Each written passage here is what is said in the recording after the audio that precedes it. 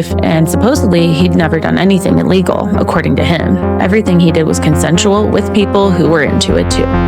But I couldn't shake the feeling that if he could do something illegal and get away with it, he absolutely would. You couldn't shake the feeling because he literally just told you that's accurate. That's exactly true.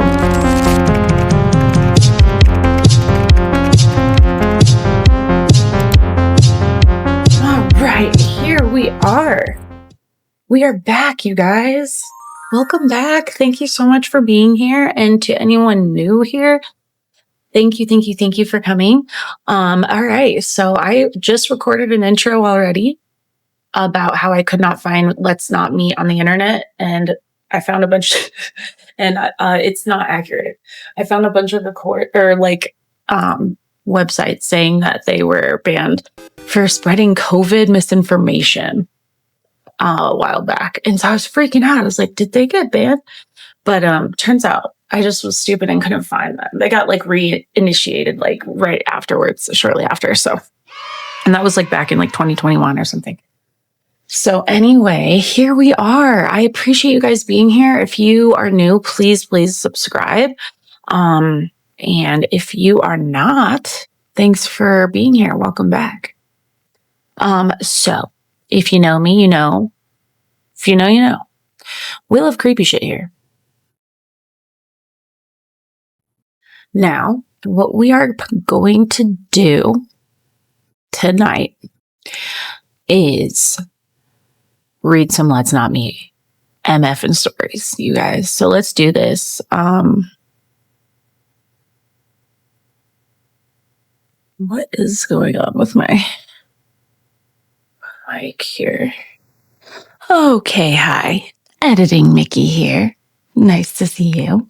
And I am just going to say that this poor girl has probably recorded about 10 intros tonight and tried to get it to work, and it wasn't. So here I am. I'm going to be doing that tonight.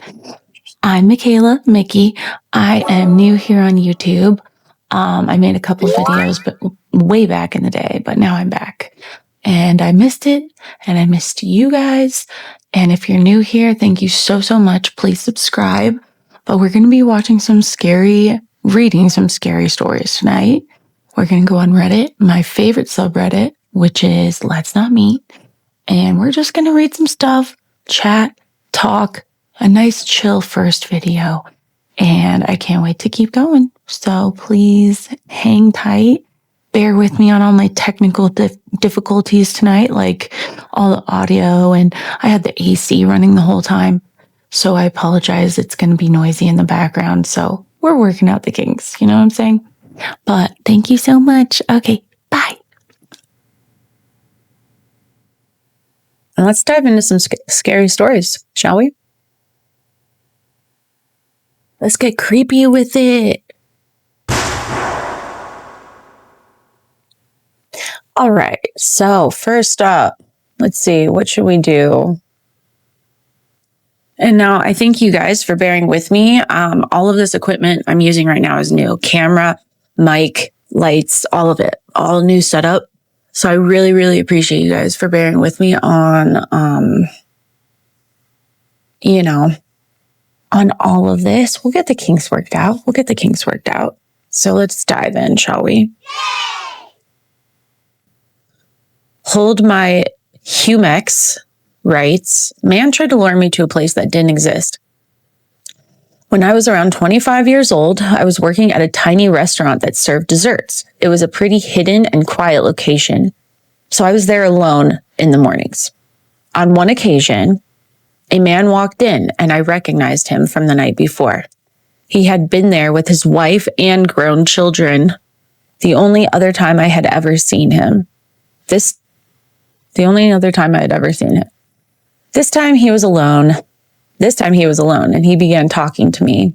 Everything seemed like the typical small talk, but he kept commenting that I looked 19 and saying he could help me, that he could get me into his job that paid $7 more than what I was making at that time. I'm guessing she means an hour. I was intrigued at first, so I asked for the name of the company, getting excited, but he would just keep talking and not give it to me. This is a red flag.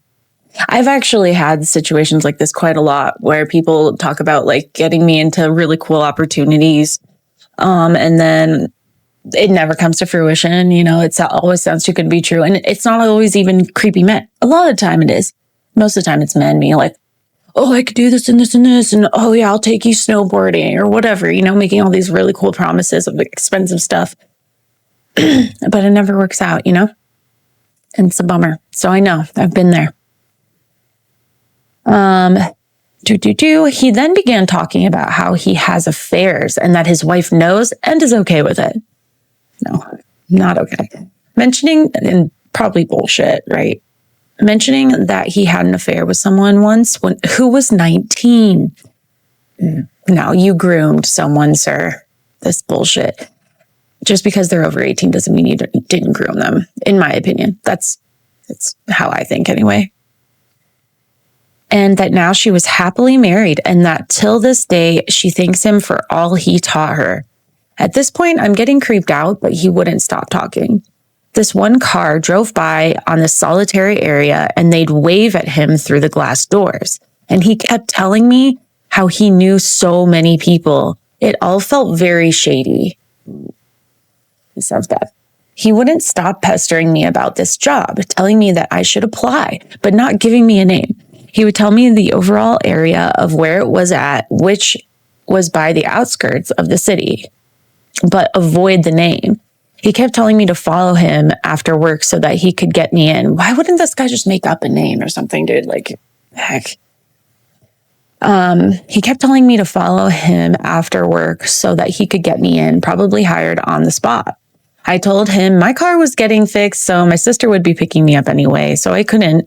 But since he wouldn't take no for an answer, I eventually decided to tell him I would just so he could leave. But as soon as I did, he changed the goal. And now he was telling me to just go in his car with him. That way they'd see me arrive with him and he would hire me right away. This is awful.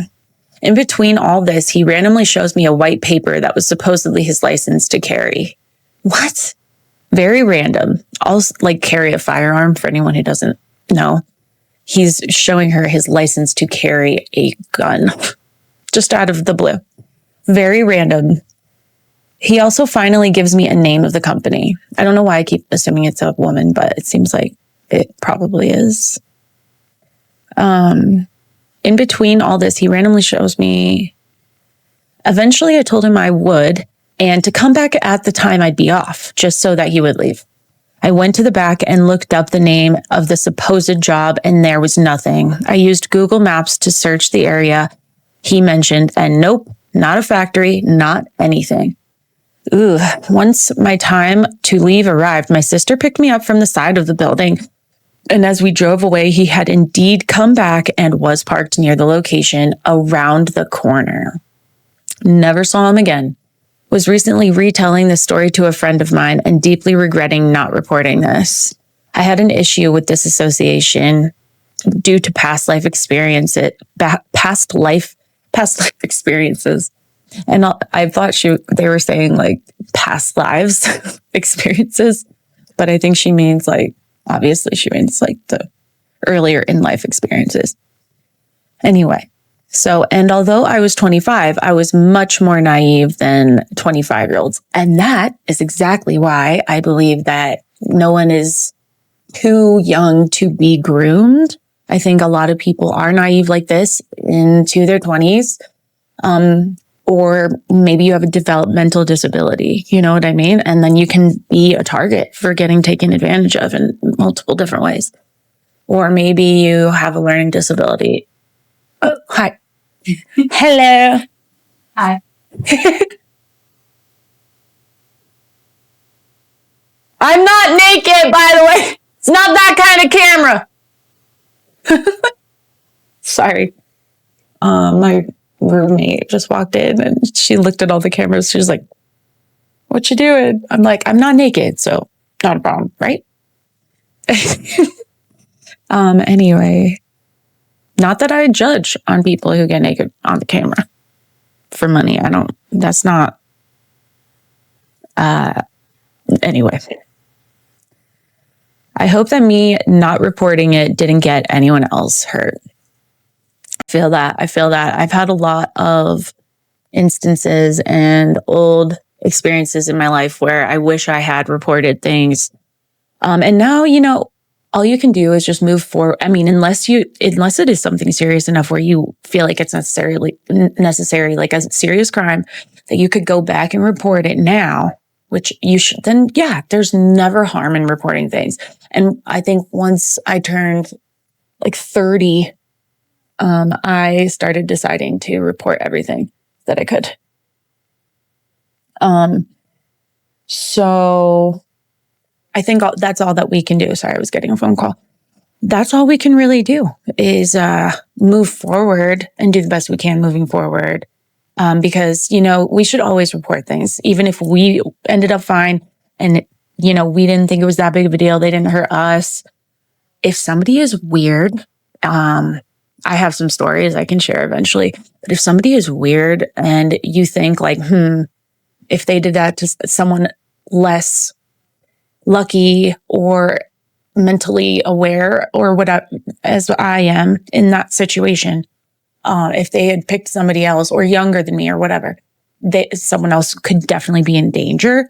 I definitely think that those are those types of situations where probably say something just to be safe, because it never hurts. Just call the police, report, hey, this man like tried to rob me, or hey, this person was acting very strangely. I can't, pulled a knife out at me. I didn't get hurt, but I wanted to report it. Here's what they looked like. You know what I mean?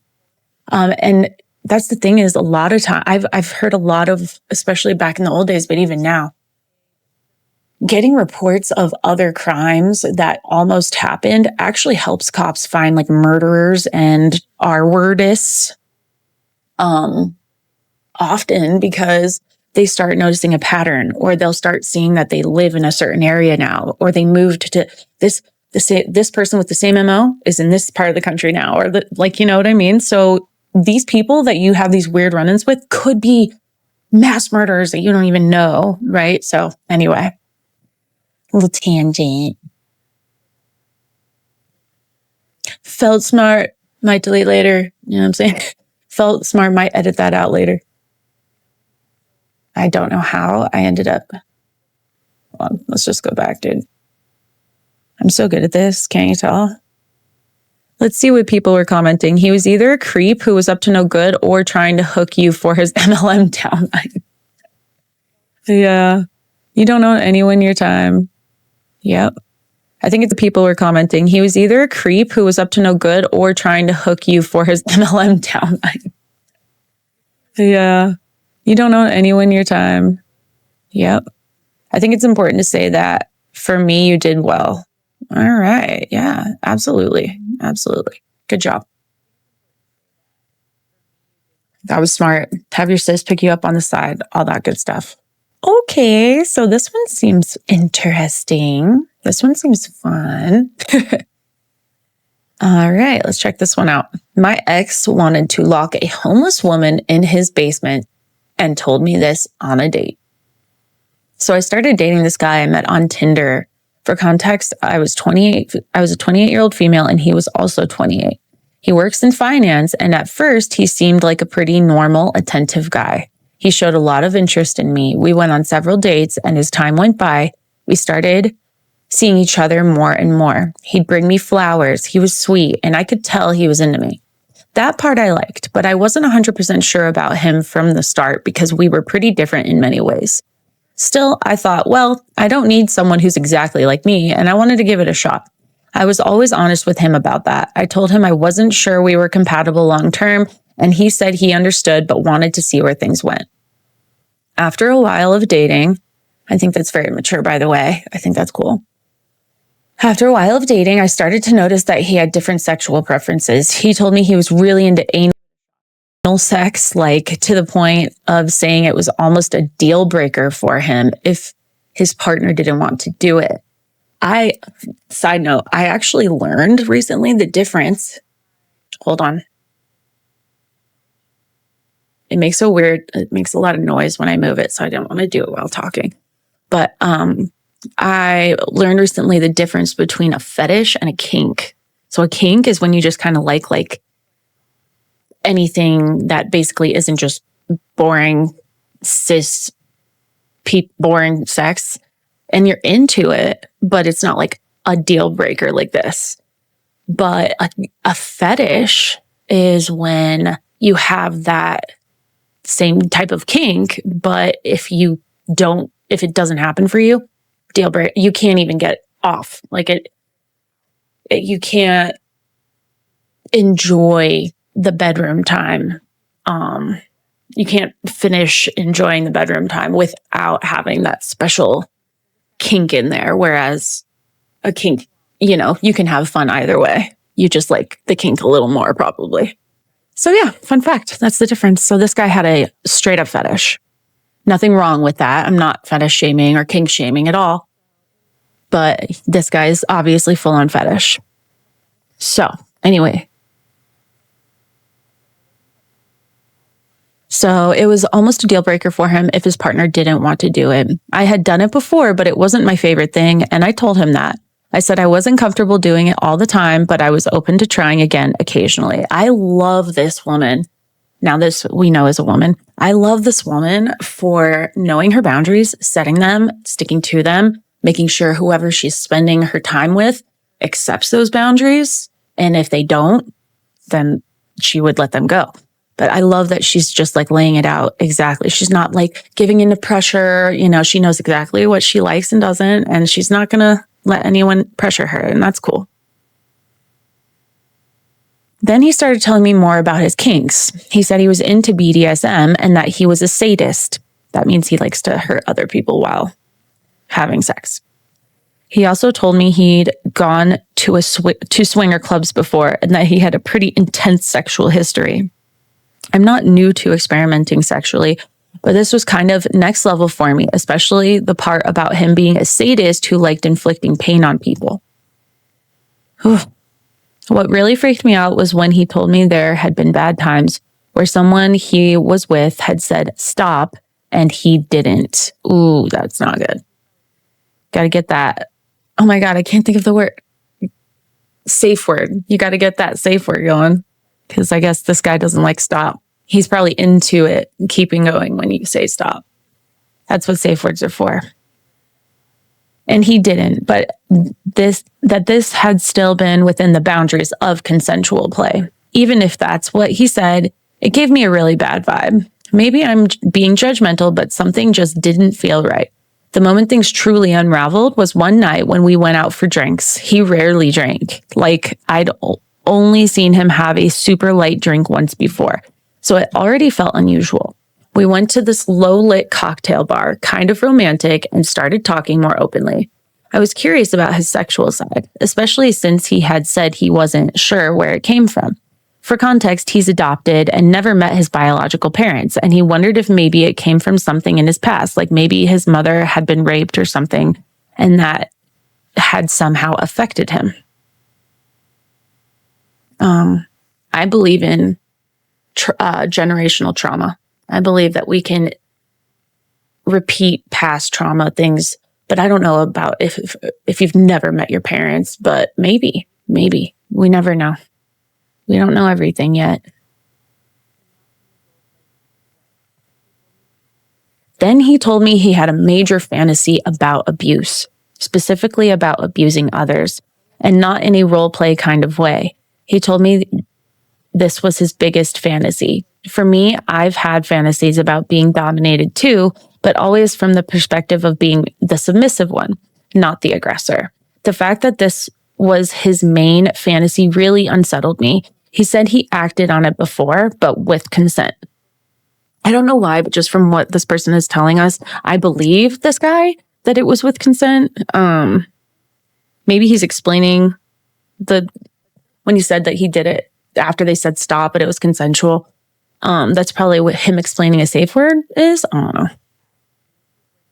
know. But so far, yeah, it sounds like this guy just has a serious fetish. So I asked him, what's the strongest fantasy you've ever had? And this was where things got really disturbing. He said that in his country, there had been a big wave of immigration a few years back, and he used to see a lot of immigrants living on the streets. He said one day he started fantasizing about taking a homeless woman off the street, bringing her into his house, locking her in the basement, and doing whatever he wanted to her. When he said that, I was literally in shock. I'm a big fan of true crime. I read Reddit stories. I watch videos on this kind of stuff. But hearing someone say that to me in real life and knowing he genuinely wanted that was a whole other level. It felt like I was talking to a serial killer. And the fact that he worked in finance just added to the Patrick Bateman vibes. American Psycho. Amazing movie. I asked him, wait, but you didn't actually do it, right? Because you know it's wrong. And he said, yeah, I know it's wrong, but the reason I didn't do it was because I was afraid of getting caught and ruining my life, not because I didn't want to. Damn, dude. I mean, I appreciate the honesty, but this guy needs help. This guy needs help for sure. Jesus, this is crazy. At that point, I didn't even know what to say. I was in total shock. I felt really uncomfortable because I could tell he was dead serious. The worst part of it all is that on paper, he seemed completely normal, like he had a good job, friends, what looked like a regular life, and supposedly he'd never done anything illegal, according to him. Everything he did was consensual with people who were into it too. But I couldn't shake the feeling that if he could do something illegal and get away with it, he absolutely would.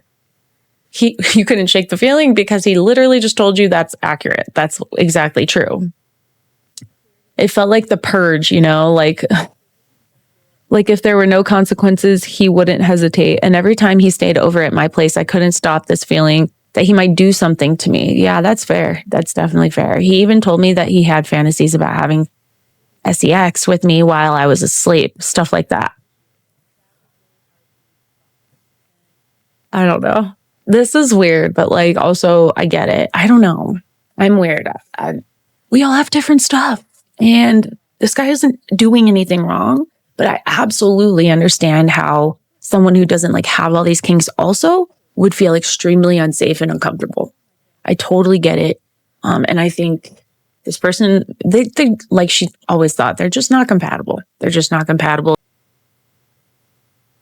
And to be clear, he never did anything without my consent. Everything we did was consensual and we experimented with a few things, but I still couldn't get rid of the feeling that the only reason he wasn't doing something darker was because of the legal consequences.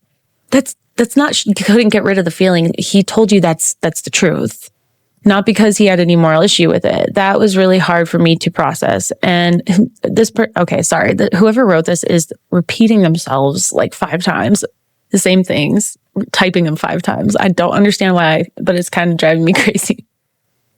And that part of me felt conflicted because I've had darker, messed up fantasies too. I'm not perfect or morally superior, but none of my fantasies ever involved. Okay, so we're skipping ahead because the last story ended up being like awkward and weird, and I wasn't into it. There's just, the vibe was off. Can't explain it. It ended up being really sexual. So I didn't feel like it was appropriate for my first video reading Reddit stories to get into all of that right now. Okay, so let's check this one out. Actually, let's find one with a lot of likes. Where is it? It sucks that the one with like by far the most likes is extra sexual. Okay, let's do this creepy hotel one. Wait, where'd it go? Okay. Had a creepy hostel roommate, like living in a hotel in another country, hostel. Didn't realize how bad it was until the last day. A few years ago,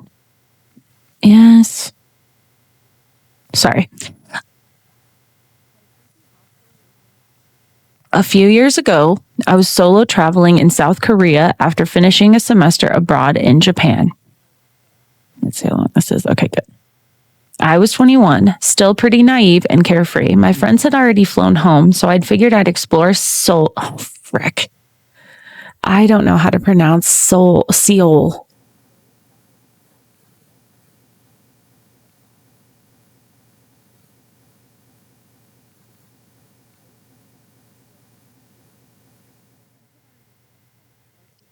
Seoul pronunciation. I know I'm saying it wrong. It's Seoul. Okay. All right, cool. All right. I was 21, still pretty naive and carefree. My friends had already flown home, so I figured I'd explore Seoul on my own for a few days before heading back to Japan and then home. I booked a hostel in Gangnam, a safe neighborhood. Gangnam, which had good reviews, but I made one big mistake. I booked a mixed dorm. I thought mixed meant a blend of people, but when I got there, it was just me sharing a room with 5 men. Oh, for a 21 naive young person, that sounds terrifying. I'm so sorry. I told myself it was fine. I was just there to sleep. Most people in hostels are chill anyway, right? For the most part, that turned out to be true. I even went out for dinner with 2 of the guys staying there, and they were really nice. But one of them gave me weird vibes from the very beginning. Something about him just felt off. I tried to brush it off, thinking that maybe he was just awkward or shy. I didn't want to judge too quickly, so I stayed friendly but kept my distance. Solid. Still, the red flags kept stacking up. Every morning when I got ready and did my makeup at the little vanity table, he would just stand behind me staring silently through the mirror. No. Not saying anything, just watching me. When I asked if he needed something, he'd always say no and just keep watching until I got visibly uncomfortable and irritated. Damn, girl. I don't know how you didn't just be like, dude, what is your problem? But I get it. He also kept asking me when I planned to shower, even though we had shared but separate bathrooms with stalls. No reason he should be concerned about my schedule. He'd always ask what I was doing each day and wanted to hang out constantly. I politely declined every time. Then one day I randomly ran into him at a subway station nowhere near the hostel. I had just visited, I'm going to butcher this, Deoksugung Palace. Oh my God, I'm trying here. Deoksugung Palace when I was about to head back. There he was. I played it off, but it made me uneasy because what were the odds? I kept telling myself I was just being paranoid. I didn't want to cause drama, and honestly, I was dumb and trusting back then. Dead face emoji. But my last morning was the last straw for me. I woke up early, still half asleep, and drifted back to sleep. The next time I opened my eyes, he was sitting by my bedside, leaning over me, stroking my face and my shoulder. Nuh-uh. Nope. No. What did she do? Oh my God. I shot up immediately and was like, what the hell are you doing? He didn't give me a real answer, but just mumbled something vague. I felt sick to my stomach. I got up, packed my things, and told him I was checking out. No! Ah, man. I totally get like being young and naive, but in my mind, as a fully grown woman who has learned, I would just immediately go to some person of authority, like the front desk or however it works there, and tell them and be like, you need to remove this person from this building. They are making unacceptable behavior and it's not okay. Also, why the hell are you booking me in a room with 5 other men? What the hell? So, but anyway, yeah, I mean, it's just so much easier to say what I want now as an older female who's been through a bunch of stuff now, you know? But my last morning was the last straw for me. I woke up. Oh, wait. What the heck? Gotta pack my things and told him I was checking out. He should be checking out. He kept following me around the room, trying to make conversation like nothing had happened. I dropped the friendly act completely. Yeah, thank God. And started snapping at him, asking if he wasn't going to pack too, reminding him that his flight wasn't until way later. And then he said, I really like you. Oh my God, this guy's insane. I told him that was inappropriate, considering we'd only known each other for 5 days. He replied, sometimes you just know. He kept saying he wanted to meet again, maybe in Europe someday. We were both European, and tried to get my number. I refused. He pushed. Eventually, I gave it to him just to get him to back off, knowing I'd block him anyway. Nothing, quote unquote, technically happened, I guess, but I still felt disgusting. No, something definitely happened. He was touching you in your sleep. Even if it's on the face and shoulder, that's enough. You definitely, no way. But I still felt disgusting. And I was furious at that breaks my heart that abuse victims, they're the ones that feel the trauma and the disgust for themselves. It's just so wrong. And I was furious at myself for being polite for so long. But at the same time, being too firm might have triggered something worse. He felt unpredictable. That was the first and last time I ever stayed in a mixed dorm. I've stayed in female-only dorms ever since, and I've had an experience like that again. And I've never had an experience like that again, thankfully. And that is the hostel story. Let's check out these comments real quick.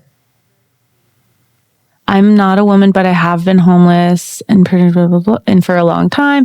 And that sense you get when someone just seems off is never something you should ignore. And I disagree that nothing really happened. Nice. This person agrees with me. This mega creep you didn't even know was stroking your face as you slept.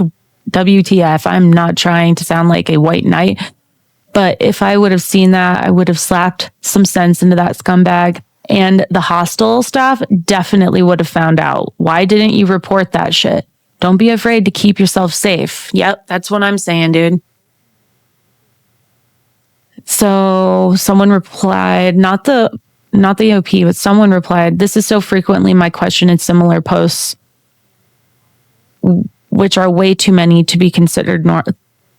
So someone below replied, this is so frequently my question in similar posts, which are way too many to be considered normal. Why?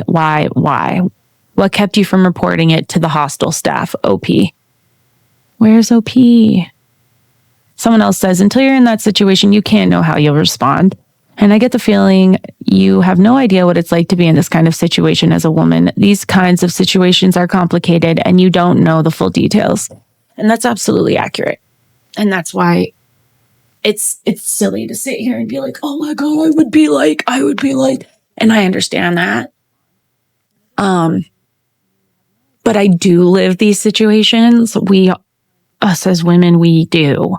And thankfully I haven't been in horrible ones or a ton of them, but I truly do believe that is because of my demeanor and my ability to set firm boundaries and tell people when I don't like how they're acting. And then usually like the weird, creepy ones will just kind of scurry off, which is nice. But anyway, but then I also am like, oh, why have I never had a stalker? Like, am I not like tempting enough, or am I not like, desirable enough to have a stalker? Which is so stupid. Like, who thinks like that? But I also know that a lot of it has to do with my personality. I'm just very like, you're a creep. Go away. Okay, bye. Thanks. I'm that person. Like in movies and stuff, I'll be that girl that's like, what are you doing with my friend? Like, oh my God. Strange man showed me a slip leash. He had no dog with him. Well, that sounds fun. Let's take a look. Strange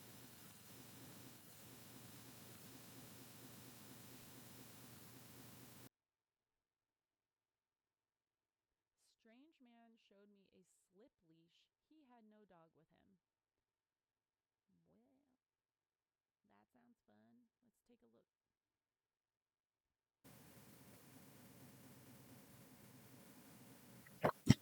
look. I'm so sorry.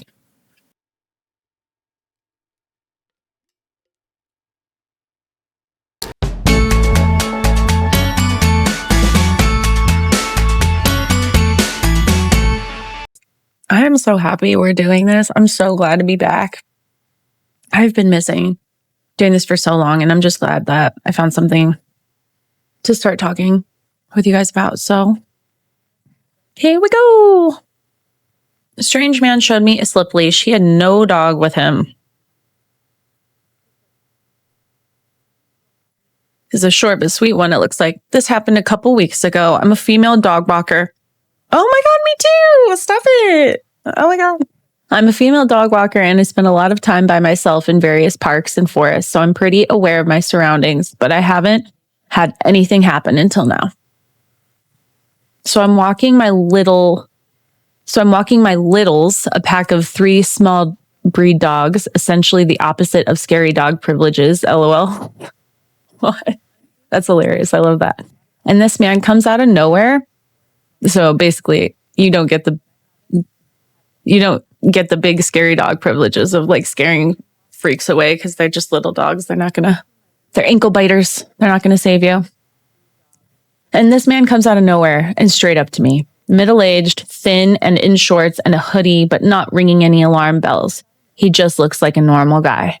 He strikes up conversation, and I'm polite, just talking about the weather, etc., and thinking he's just a friendly stranger. When out of nowhere, he says, I saw another lady dog walker yesterday, and she had a nervous dog. So I was trying to help socialize him. You don't need to help socialize your other people's dogs without asking, without being invited to, dude. Which is weird because it didn't sound like he knew the dog walker in question, and my assumption was confirmed when he continued, yeah, I know about dogs, so I took out my slip lead and tried to get him used to it, and she freaked out. I wonder why, dude. What the hell? Yeah, she just freaked out. Oh my God, calm down. I'm just putting your dog on my own leash. Chill out. Without asking or anything. What? It's just mind-blowing, dude. What the fuck? For anyone who doesn't know, this is a slip knot that tightens if the dog pulls on it. Yeah. She's right. So basically, for anyone who doesn't know, it's just it just has a loop that you loop around the neck of the dog, and you can basically choke it to drag it wherever you want. You could just pull it and the dog has to come or it'll choke, literally choke. So yeah, you can make your dog do whatever with those things. They're for dogs who you're just training to walk, stop pulling when they walk and stuff. That's what it's for. Then while I'm trying to process what the hell he's talking about, he takes a slip lead out of his pocket and shows it to me, at which point one of my dogs, who normally loves everyone, starts a warning growl. He just laughs, and I'm starting to feel super uneasy because he doesn't have any dogs with him. And why does he have what is essentially a strangulation device just in his pocket? Eventually, I managed to get away saying something about, sorry, I'm just laughing. Whoever wrote this is perfect. Eventually, I managed to get away saying something about my dad waiting in the car. And he watches me walk away while my dogs keep growling back at him. Once in my car, I actually processed what he said and did, and everything my gut was telling me was off about the situation, and decided to call the police to report him. Oh, we stand. We love that. We love a police reporter. They take it seriously. That's surprising.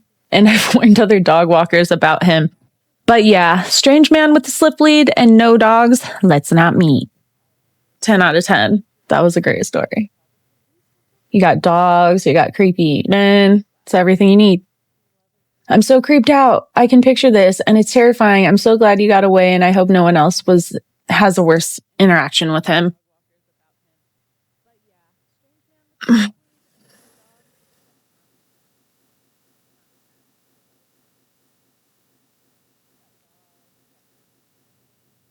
Always listen to your dogs in situations like this. If you have a dog that quote unquote loves everyone and starts to growl and acts uneasy around someone, trust that dog's instincts. Agreed. All right, so I think we're in the recents. Let's hit up the best ofs, yeah? Hots, maybe? I don't know. What's the difference between best and hot?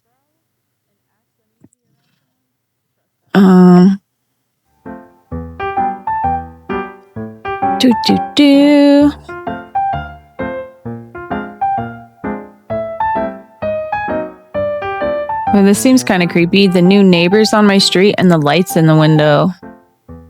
Ooh, something tells me neighbors in quotes means maybe it's squatters. I live alone in a little house in a big city, kind of a rough around the edges neighborhood, but I've lived in the area most of my life and my block is tight-knit in spite of half of it being vacant or abandoned. It is also a city that, like many others, tragically has a lot of folks living out of cars and RVs trying to eke out an existence. Oh. So I shouldn't have been too surprised when back in October last year, I got a text from a neighbor. You might want to take a look out your back window. About 10 feet away was an enormous 40-foot motorhome in the dead-end alley sitting right on the edge of the small cliff that is my unfenced backyard. Having lived in urban areas my whole life, I'm no stranger to odd happenings immediately outside my window. But this did feel a little more intrusive than living in a ground floor apartment. No thanks to my back window being my bathroom window. Oh, fun. It sat there for a few weeks without anyone paying much mind. A few neighbors speculated it might have been someone working on a couple demolition or construction projects in the neighborhood, a supervisor from out of town perhaps. Whomever it was, I didn't really mind as long as there wasn't any mess, though I was slightly worried a wrong move would end with someone or the whole vehicle rolling off the retaining wall and potentially crashing through my wall. Of course, there was the small fact that half the block now couldn't access the alley.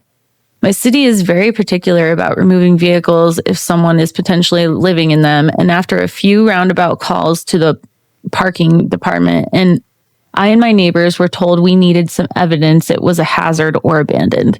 So I grabbed a cheap webcam off Amazon and popped it in my window, and then went on with my life.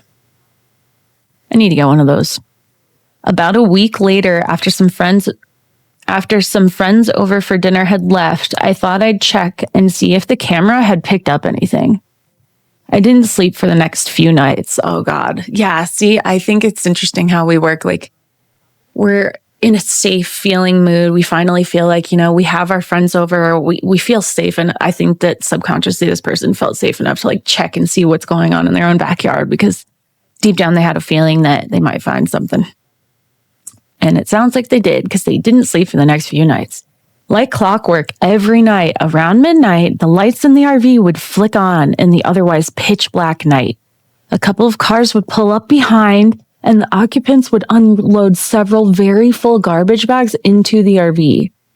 Then these shadowy figures would creep down the yard of the vacant house next door, into mine, and methodically circle my house, shining flashlights in each window. Cars would come and go all night until about 5 a.m., then all business as usual during daylight hours. Fuck no, dude. Absolutely not. No. Worth mentioning that my house is essentially a studio apartment on top of a garage, built into a slope. My bed is about 10 feet from those windows. Also worth mentioning, my neighborhood had an alarming rash of about 20 armed home invasions the summer before, or the arson on an unoccupied house across the street a few months earlier. Vulnerable was an understatement of how I felt. I ended up moving most of my furniture around my bed as a makeshift barricade. I called 911. They were a bit incredulous. Figures. Nothing was actively happening as I called. This wasn't an emergency. I can call the non-emergency line in the morning if I want to speak with an officer or detective. Blah, blah, blah. The next morning, I felt it was prudent to bring in any yard tools that would make a tempting window breaker and double-check the back porch and the security flood had working bulbs. And just my luck, I managed to completely break both fixtures in the process. Oh, man. Almost immediately, as I walk out my back door, the RV's door swung open, and a man and woman stepped out. They were dressed in t-shirts and shorts despite the 39-degree weather and looked like a bit like zombies. I waved. They didn't. They stared past me. I quickly retreated back inside to keep an eye remotely, but not before noticing something even more startling. The RV had about 6 security cameras mounted on it, 3 of which were trained on my back door. I was watching them, but they were watching me. Holy shit, 6 Security cameras. Why, dude? This is bizarre. After a day or two more of this, I had become fully nocturnal, leaving all the lights blazing all night, and I started to feel like I was losing my mind. This was both mostly benign and deeply unsettling. Oh, that's the worst. When you don't even have like real proof that shit is like really wrong to like show people, but like it is. Oh, that's the worst. They're probably just trying to find a quiet place away from the encampments. Maybe they work at a night shift. If you were living on the streets, wouldn't you want a security camera? You have one on your house. Okay, maybe I was being paranoid. Okay, so she said texting friends and family in hopes of reassurance. Well, didn't do too much. So their friends and her friends and family reply with, they're probably just trying to find a quiet place away from the encampments. Maybe they work a night shift. If you were living on the streets, wouldn't you want a security camera? You have one on your house, Yes, I would absolutely feel like I was losing my mind too. That is so scary. Okay, maybe I was being paranoid. My neighbors were mostly preoccupied with the alley being blocked and subsequent missed deliveries, and it's not like the city was going to do much anyway. The cars kept coming and going all night. The people with flashlights stayed just outside the edge of my yard, but I'd catch the occasional flash through the window. This person's now like trained on this. After being reluctant to leave my house and my cat alone, I had to leave for an in-person work meeting while I was gone. While I was gone, my camera pinged me about activity. Oh no. The RV folks had set up stakes around my property and were wrapping yellow caution tape around my yard across the alley and set up a barricade of traffic cones around their vehicle. This was just getting weird. Okay. Pause. Guessing time? Anyone? Like, what do you think is going on? What do you think is happening right now? The best guess I have is like a meth RV. They're like making meth in there. And those big garbage bags are just like tons of drugs that they're like, wait, no. Okay, but the garbage bags coming in every night are going into the RV. So supplies for making drugs? Hopefully it's not bodies or something, but why would they bring that into that's so weird though. Trained right on their door and no, like what are they trained anywhere else? Like what's happening? Yeah, I'd be super interested to see what anyone else thinks.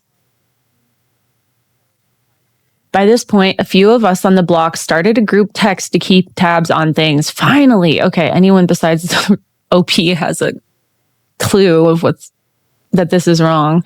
One neighbor a few houses down caught the female half of this duo in her backyard with a chainsaw, limbing their oak tree in broad daylight. They confronted her and she gave the same treatment as me, a mute 1,000-yard stare. That neighbor called it in and I watched a few police officers poke around for a minute, clearly puzzled by the barricades and tape. I thought there might be some imminent resolution. They then booked it back to their squad and took off with lights and sirens. There was a shooting a few blocks over, and I assume they got called to. So no conclusion on that part. Another night goes by, punctuated by the RV's alarm going off every couple hours and the engine revving menacingly. So these people are on drugs, absolutely.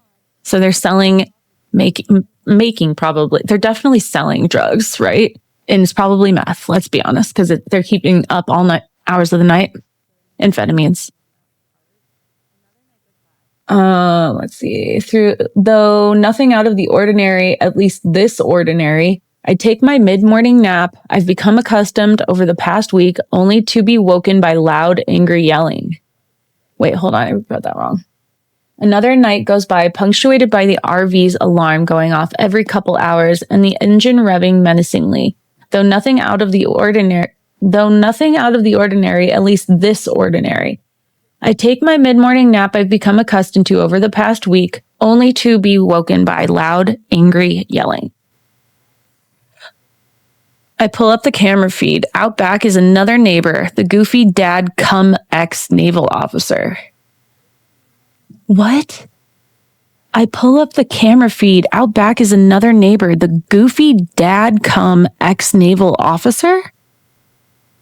Am I missing something? What on earth are they talking about? Venting his frustrations to a police officer who's banging on the RV door with a baton, demanding the occupants come out. There's a brand new sports car parked behind, one that I'd barely made out on my cheap camera's night vision. They stole a fucking car, dude. What the fuck?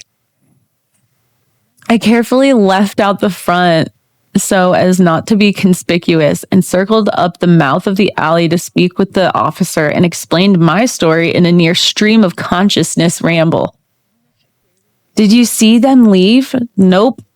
I played back the camera. The sports car showed up around 5:30 a.m. and nobody had left since.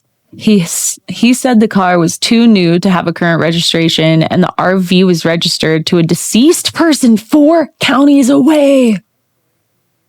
So it's stolen too. Suspicious, but nothing outright criminal. What? But he'd ticket them with a 24-hour tow notice. As he was typing up the ticket, the sports car came barely down the alley in reverse, nearly plowing into the cruiser. This is hilarious. It's like too bizarre to be made up, but it's like so good. It almost sounds like it. I love it. As he was typing up the ticket, the sports car came barreling down the alley in reverse, nearly plowing into the cruiser. And I was told very sternly to leave immediately. I ran home and pulled up a police scanner feed to try and glean some information. Ooh, genius move.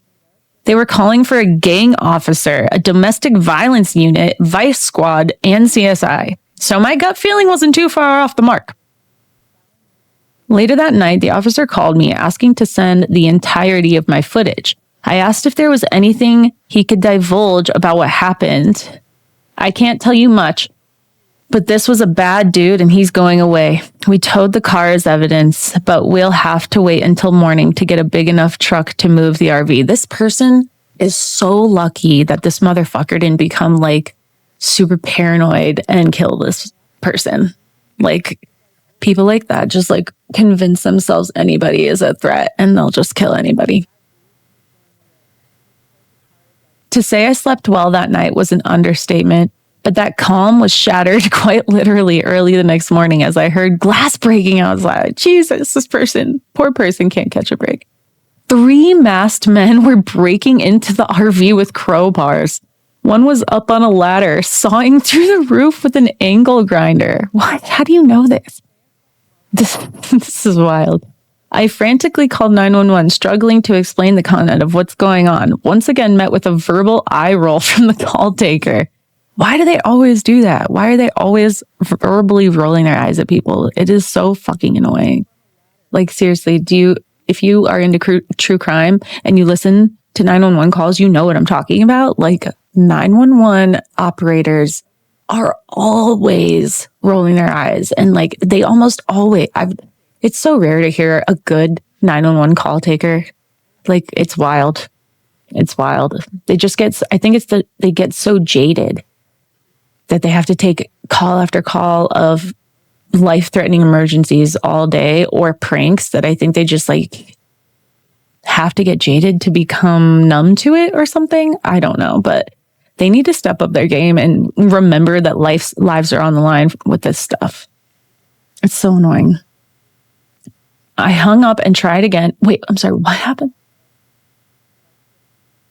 I frantically called 911, struggling to explain the context of what was going on. Once again, met with a verbal eye roll from the call taker. Is it your RV? No. Sir, you can't report a stolen vehicle that isn't yours. I hung up and tried again, hoping to get someone else on the other end. Smart. We have a wrecker dispatched to that location. Are you sure these aren't the tow operators? Sure enough, just as these guys... Why didn't you call the actual officer that you were in contact with? I'm surprised you didn't do that. Sure enough, just as these guys managed to get the RV started, the tow truck was coming around the corner. They booked it so fast they ripped up the gravel, and it's a miracle it didn't end up through someone's wall. Well, whatever the absolute fucking hell happened, it is seemingly over. Seemingly. Again, seemingly. I suppose this is an epilogue of sorts, and by... Is that how you say it? Epilogue? Of sorts, and by the most unsettling part of the story. And by far the most unsettling part of the story. I quickly upgraded my chintzy camera to a couple commercial graded ones, with smart object detection, synchronized floodlights, and automatic sirens, hoping I'd rest easy. That's fair. I understand that. No, it was going off all the time, at least once or twice a week for over a month. The cameras caught creeps skulking around my backyard and windows with flashlights in them. Plenty of other times, cars idling with the lights off in the alley for unsettlingly long periods. The one I can't shake was the guy at 3 a.m. slowly making his way up the alley in a low crouch, taking a long pause directly behind my house and then booking it towards my door full steam. What? Or the guy that managed to get past the camera and I came face to face with, his ugly mug pressed up against my kitchen window at midnight. At least the alarms did their job. Every one of these guys took off once lit up like a stadium with sirens blaring. For comic relief, the last guy tried to hop the retaining wall and face planted on the other side. That is good. Of course, again, friends and family had some not so reassuring platitudes. Maybe it was someone looking for a lost dog, or someone got lost in the alley, or maybe this just always happened before I had lights and cameras. And shaking, it's like, yeah, thanks. That really helps. And shaking with what little faith I had in law enforcement, the cops, if they showed up at all, were at least an hour late. But here's the kicker. I filed a public request for the arrest and case report and got it back months later. Turns out my quote-unquote neighbor in the RV had kidnapped his ex-girlfriend and was likely trafficking her. She'd in fact called 911, but didn't know the neighborhood, and the cops were looking for them in a different part of town. So the cops were looking for him in a different part of town. End of sentence. So guess she didn't get saved. These cops in this area are horrible. Like extra bad than normal ones. He had a lengthy rap sheet for felony burglary, fraud, and firearm charges. An acquaintance of his was, so that explains why even after he was put in jail and even after he was gone, people were showing up at this poor person's house, because when a big gangster like that, who's been running the streets for decades like that, was living in a certain spot, even once it goes away, people are still going to be looking around for like whatever he might have left around or anybody he might have left around. So it makes sense people kept showing up. But the cops should have known. Like, I don't understand why people I don't know. I feel bad for this person, and the cops around that area suck. An acquaintance of his was interviewed by detectives and said the RV was packed to the gills with guns and improvised weapons. So that's what everyone was looking for. And this guy told this witness that he would come back and kill whoever sent him back to jail. And right at the bottom, in all caps, was my name and address, but phone number redacted, listed as quote unquote reporting party and complainant. I'm sorry. I'm just stunned. What? The police are just, well, you cannot do that, dude. You cannot give that information out. Oh my God, dude, that is insane. The cops searched the sports car and found nothing of note. The RV, as you recall, was apparently, because the criminal is going to see his case report and all of that. He's going to be reading that in jail daily to try and beat that case and get out of jail. And that name at the bottom of that case report is going to be all he fucking thinks about while he's in jail. The cops searched the sports car and found nothing of note. The RV, as you recall, was apparently stolen before they could even get a valid warrant. The ex fled during the arrest, as I saw on camera, and was never heard from again. At least they survived. The DA dropped the case, and this guy was released from jail 48 hours later. It's been about 6 months since my last quote-unquote visitor at night, and there hasn't been a whole lot of peace of mind before I turn in for the night. It's slowly fading, but I can't say I'm a little on edge after dark. What? There hasn't been a whole lot of peace of mind before I turn in for the night. It's slowly fading, but I can't say I'm not a little on edge after dark, even in my own home. My house is now completely 360 degrees lit. I've put various dense and or spiky plantings around my windows and the perimeter, and I sleep with a rifle next to my bed. But fortunately, new folks have moved into the vacant houses on either side of me, and they're also good people, so I just don't know if I have the heart to tell them all what went down. The end. Dang, dude, that's wild. That was a cool story. I liked that one a lot. What did you guys think? My gosh. I'm going to have a lot of editing to do after this because I'm making all sorts of mistakes. Yes.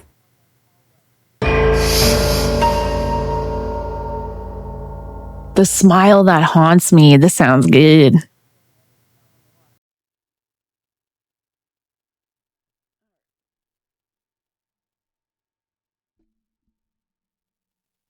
Okay, this is going well. All right, guys, you ready? The smile that haunts me. This one seems good, am I right? All right. By Do Donkey 937. This is a story from when I was in 8th grade or around that time. Honestly, I feel a bit stupid bringing it up here, but I've never told anyone, not family, not friends, and I just want to let it out somewhere. Up until high school, I usually went home with my friend, me walking and her trotting alongside on her bike. The walk home from school was in a relatively safe area, surrounded by other schools, supermarkets, churches, and little houses, so I never felt unsafe during that 10-minute walk. Not even on that one particular day when my friend had to ride ahead and I was left walking home alone. About halfway through my usual route, I suddenly had this unsettling feeling, like someone was watching me. Nice, dude. Always listen to that stuff. I turned my head toward the street next to me and saw a car driving noticeably slower than it should have been. I actually looked it up on Google Maps out of curiosity, and the speed limit on that street was 30 kilometers per hour. 30 kilometers per hour. So what's that? I don't know what mile per hour that is, but anyway. But this car was moving so slowly, it looked like it was floating, like it was trying to match my pace. Uh-oh. At first, I didn't think much of it. After all, as I mentioned, there were schools and even kindergartens in this area. I just assumed it was a parent looking for a parking spot to pick up their kid. But things started to feel a bit creepy when the driver's window rolled down and the man behind the wheel looked directly at me. My memory of that moment has grown a bit fuzzy over time, but what I remember clearly is a man with short, dark hair and an unsettling, wide smile. It's that smile that stuck with me in my memory the most. It didn't fade for a second. The situation was bizarre and I couldn't fully process what was happening, so I just turned my head and looked straight ahead. But to my shock, he kept staring. That same horrifying, twisted smile plastered across his face. He continued creeping along next to me, not speeding up. That just reminds me of when people are so creepy that they don't even know how to act normal. And those creepy smiles is what we get when people are when like sociopaths that don't know what real human emotion is, but they're just trying to like pretend like what they see, and they're trying to mirror what they see normal people do. But it comes off eerie because that's not actually what's going on. They have the dead eyes. It's not real, but they're smiling. But like, it's not appropriate for the moment. It's a child walking home from school, sir. What are you fucking doing? You are insane. To even think that this isn't insane looking it's incredibly unwell. It felt like an eternity. I didn't know what to do. Everything about this situation felt surreal. I looked around to see if maybe he was looking at someone else or if anyone else noticed how creepy this was. But I remember people just walking by normally as if nothing strange was happening. What?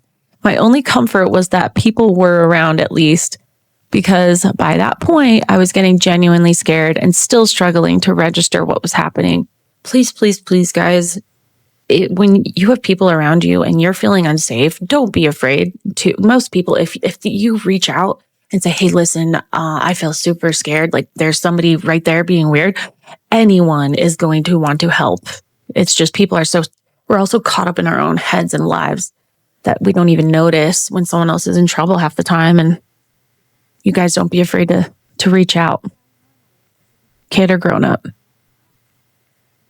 Anyway, I was getting genuinely scared and still struggling to register what was happening. I even thought about calling out to some guy walking in front of me, but was too shy to say anything. Aw.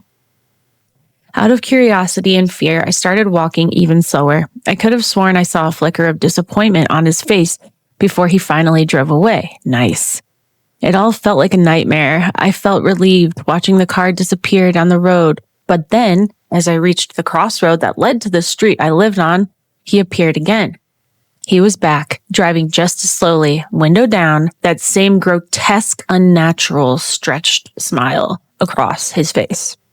At that point, I was so stunned, I froze for a moment and looked directly at him.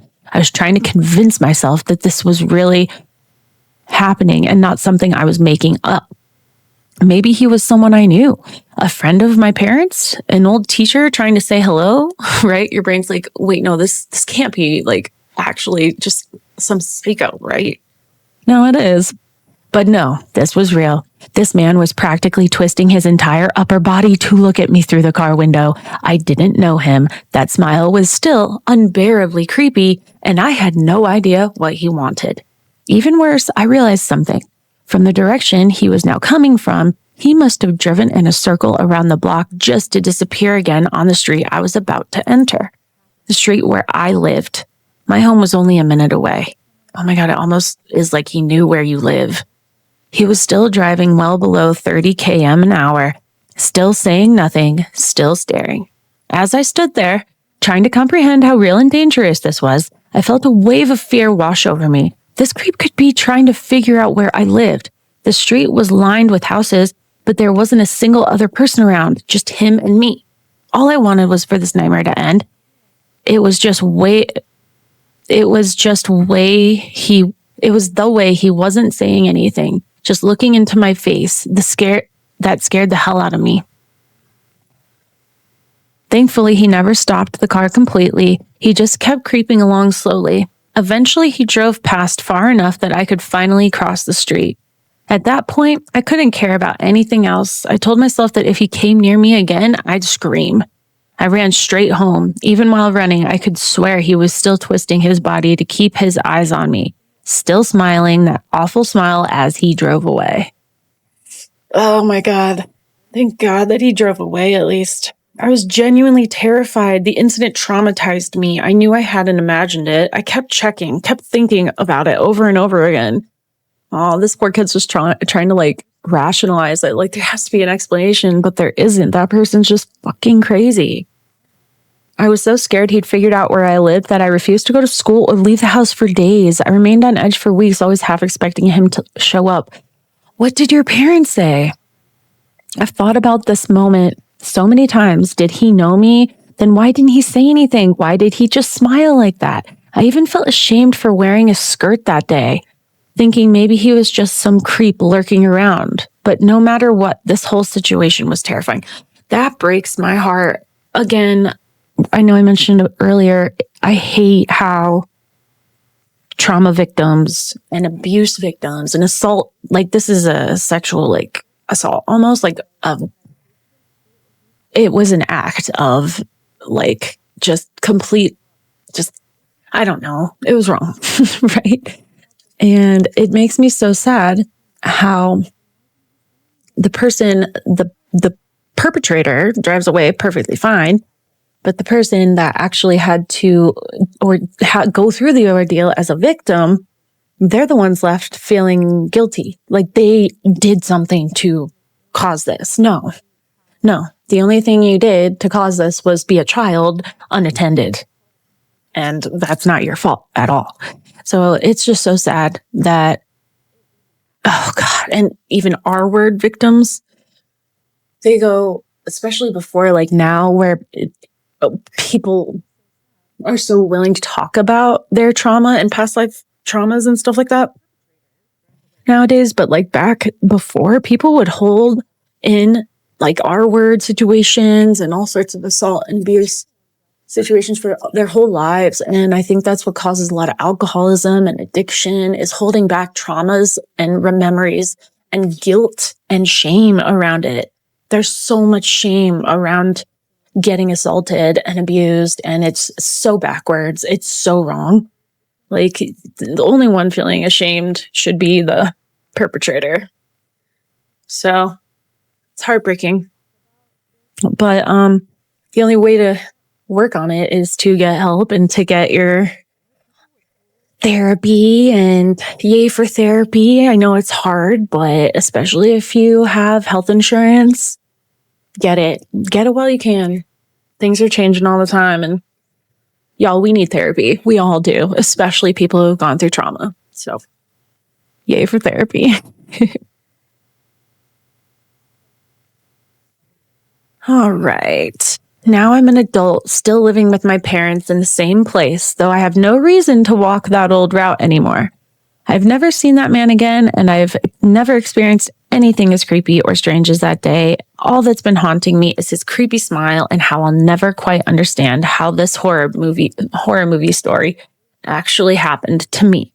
I never told my parents or friends. What? See, that's the shame and guilt. Like, oh, well, they're just going to think that I did something wrong to deserve it. Or they're just going to tell me that I'm crazy and that it didn't really happen.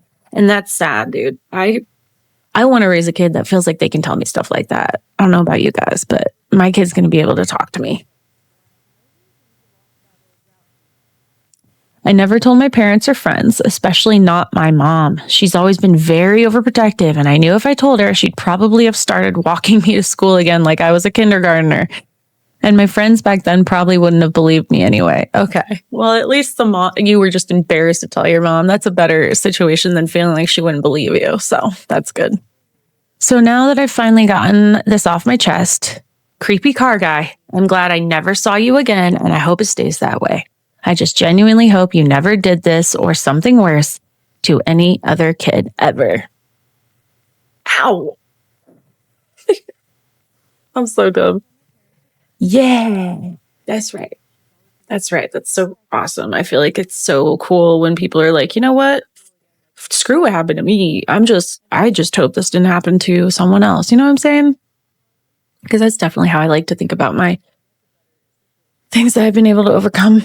Like, I just hope that they didn't do that to anyone else. But anyway, I think that's gonna wrap it up for here. I had a blast. I can't wait to do this again. Thank you so much for listening and being here. And I hope you liked the stories. If for some reason you have a story and you've made it this far in the video, you're the real OG. Please comment and tell me you made it this far in the video, and I will heart you so fast. And if anybody has any stories they want to send me, let me know in the comments and I'll get like an email started up or something like that. But until then, I'll just keep posting stuff like this or whatever. If you guys have any ideas of things you want to see, let me know. But I love you so much for being here, and thank you. Bye.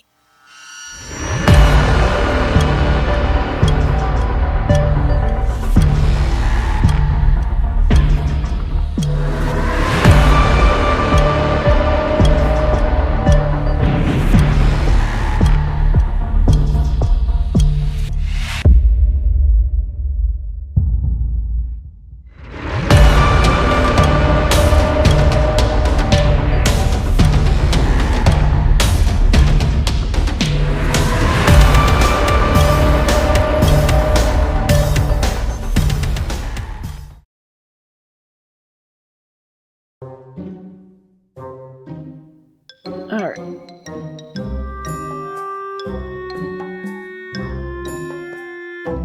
Oh, fuck my back. Oh my God. My back is killing me now.